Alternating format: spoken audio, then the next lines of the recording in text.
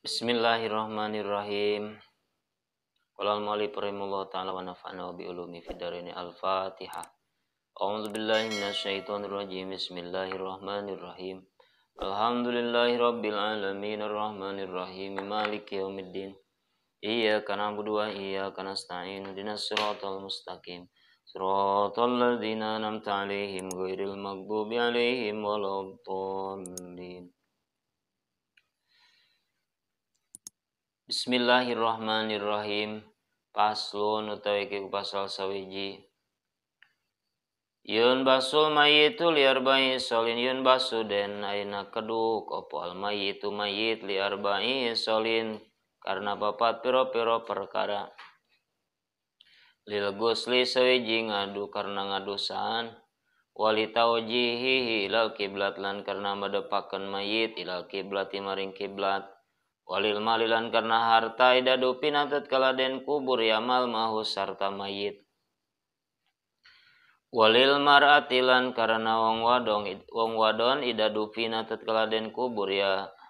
Opo janinuha janine mar'ah ma sartane mar'ah wa amkanat lan mungkin opo hayatuhu uripe ayeuna janin. Paslun dina pasal menjelaskan pima yujibu nabsul mayit perkara anu wajib kudu digali deui mayit anu geus dikub. Yun basul mayit ayuk sapul qabru alladzi fil mayit li arba'ihi solin. Dibongkar deui kuburan mayitna diangkat deui ya, kuburna dibuka deui li arba'ihi solin karena aya opat alasan. Bali aksaro bahkan langkung ti opat. Kahijina lil gusli karena mayit teu diadusan gali deui adusan deui. Au li tayamum atawa karena teu ditayamuman gali deui tayamuman. Fa yajibu nafsu tadarukan lituhril wajib dibongkar deui eta kuburan. Tadarukan lituhril wajib nyusul kana susuci anu wajib anu teu kalaksanakeun tadi di awal.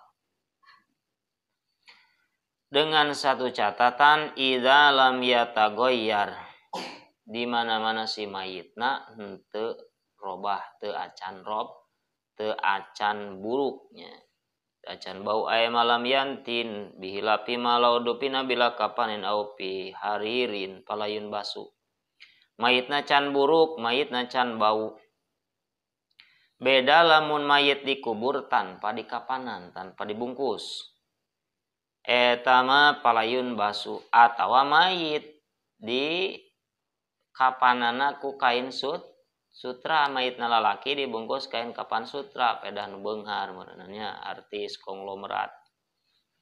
Eta mah palayun basu, keun bae tong digali. Wasani ali tawjihil kiblat alasan kadua karena si mayitna teu nyang hareup kiblat. Gali deui kuburna keur pikeun eta si mayit yang supaya nyang hareup kiblat. Fa yajibu nafsu dalam ya tagoyar wajib dibongkar deui kuburan di mana can robah si mayitna. Tujuanna li tawajjah ilal kiblat pikeun madepkeun si mayit ka kiblat.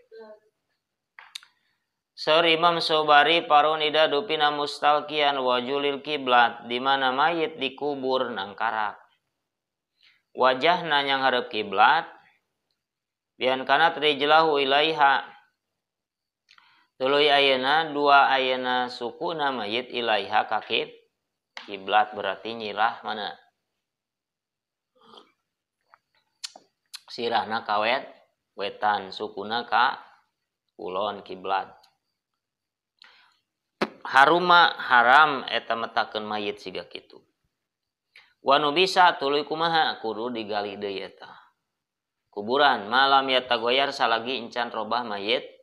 Nah, wa huwal mu'tamad eta teh kaul mu'tamad kudu digali deui. Wa salisulil mali dadupina katiluna karena ayeuna aya harta anu kakubur bareng jeung mayit. Harta benda anu teu dibutuhkeun ku mayit milu kakubur jeung mayit. Naon anu menang milu ka kubur jeung mayit? Kain kapan. Eta mah harta eta oge. Ngan eta mah dibutuhkeun ku keur bungkus mayit. Selain ti eta teu meunang, aya deui papanna, padung, tutupna, tutup kuburan eta mah dibutuhkeun eta mah. Selain ti eta teu meunang dikubur bareng jeung mayit. Ketika aya harta milu asup ka jero kubur, kuburanna kudu digali deui, kudu diambil deui eta harta. Aw waqa fi malun, ay aw waqa fi malun, khatimun aw gori seperti cincin ka kubur jeung mayit atau liana. Atau kunci mobil, kunci motor murah gadinya. Wajibun nafsu wajib gali deui eta kuburan wa inta goyaro sanajan eta mayit geus robah. Itunya. Keun wae da lain arek ngurusanan mayit tapi arek nyokot harta nu milu ka kubur. Sawan atalabahu malik wa amla, arek diteangan ku nu bogana seperti kunci mobil, mobil teh hirup eueuh kuncina milu ka kubur. Gitunya. Atawa teu diteangan ku pemilikna. Wa mislu ma law dupina fi magsubin min ardin aw saubin. Samisil ayeuna harta nu ka kubur jeung mayit perkara lamun ayeuna mayit dikubur dina tanah meunang ngagasab.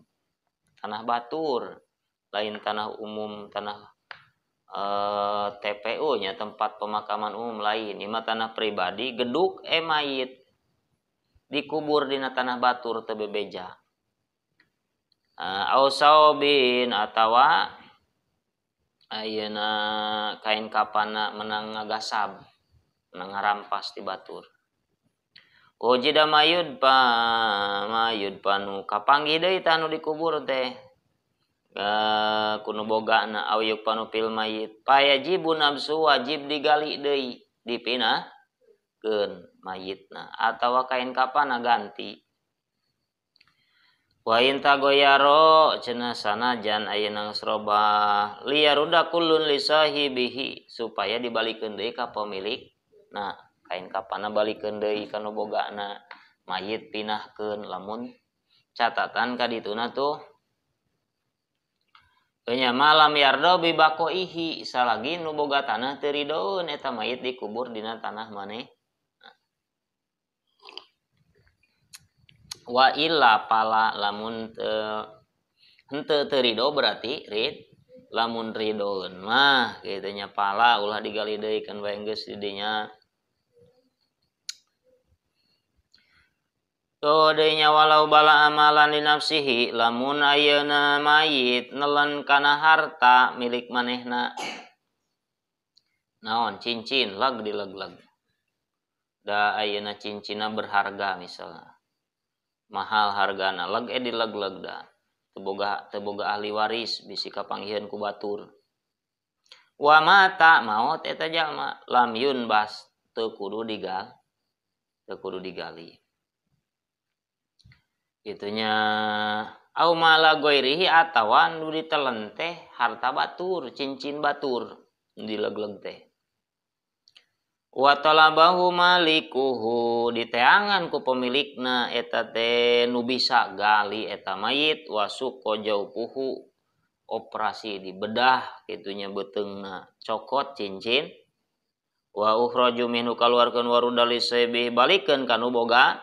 Nah, illa ida dominahul warasah kecuali di mana ditanggung jawab ku ahli waris keun bae tong digali mayit, tong dibedah, tong dicokot cincina gantian sabaraha harga eta mah tong digali. Pala yusaku ulah dibedah.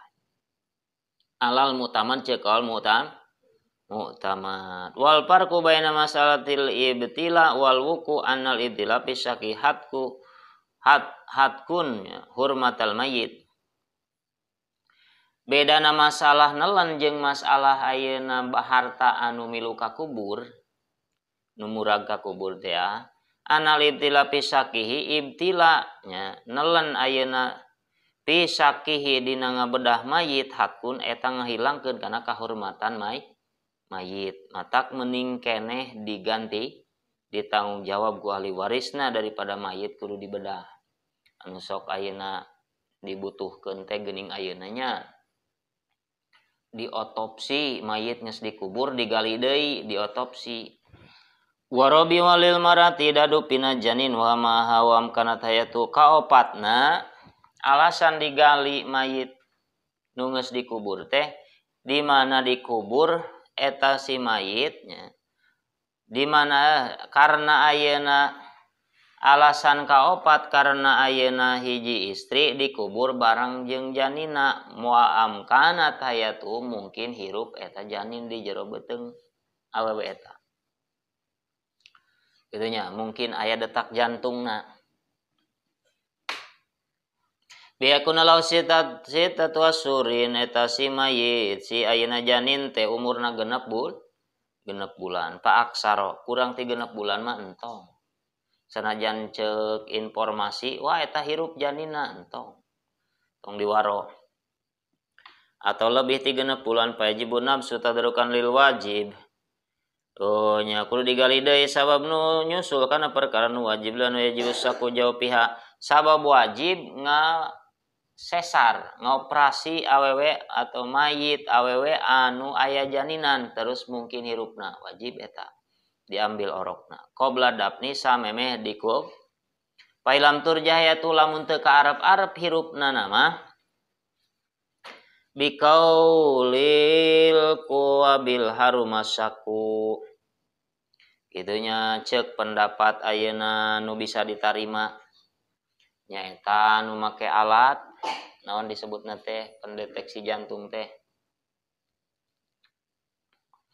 atau dokter ahli medis kawabil harumasaku haram disesar eta mayit